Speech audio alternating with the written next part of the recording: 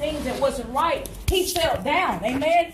And so, but the father said to his servants, when he saw his son coming, he said, bring forth the best robe and put it on him, and put on a ring on his hand and shoes on his feet. Amen. How many of us know that when we fall short of the glory of God, God is still here. God still loves you, and God still has a plan and a purpose for your life.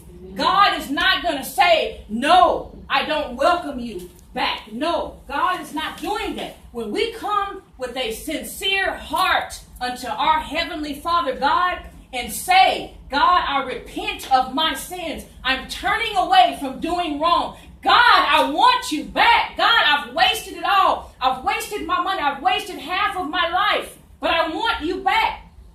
But the father said to his servants, he said, bring forth the best robe, put it on him, put shoes on his feet, and then kill the fatted calf. So they began to have a feast and be merry with one another, because the Bible says his son was dead. Now he's alive. He was lost, and now he's found. Amen? And so that's something to be excited about. I know that it was something for me to be excited about. Amen? At the time when I came back to God. Amen?